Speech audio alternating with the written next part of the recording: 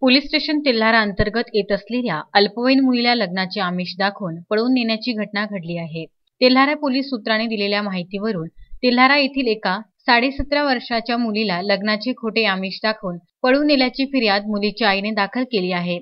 संबंधित मुलीच्या आईने आरोपी मुबारक शाह दरबार शाह वय 25 वर्ष या इसमाने आपल्या नातेवाईक असलेल्या निर्मला उर्फ नीलिमा दरबार शाह व जब्बार शाह दरबार यांच्या मदतीने पळवून नेले आहे। यातील आरोपी असलेल्या मुबारक शाह हा मुलीला नेहमीच त्रास देत होता।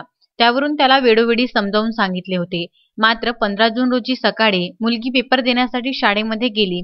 ती रात्री उशिरापर्यंत घरी न परतल्याने तिची शोधाशोध सुरू केली असता तिच्या शिक्षिकेने पेपर देऊन 12:30 वाजताच निघून गेल्याचे सांगितले। आजपर्यंत शोधाशोध घेतली व तिच्या मोबाईलवर वारंवार संपर्क केला तर तिचा मोबाईल स्विच ऑफ असल्याचे आढळून आले आहे। त्यावरून पीडिताची आई या नात्याने तेल्हारा पोलीस स्टेशनमध्ये फिर्याद दाखल केली। या फिर्यादीवरून तेल्हारा पोलिसांनी भारतीय दंड संहिता 1860 नुसार 363, 366 अ 34 नुसार गुन्ह्याची नोंद केली आहे। पुढील तपास ठाणेदार नितीन देशमुख यांच्या मार्गदर्शनात नव्याने रुजू झालेले PSI आवारे करीत आहे। संदीप सोळंकेसह चंद्रकांत मोरे, विदर्भ न्यूज, तेल्हारा।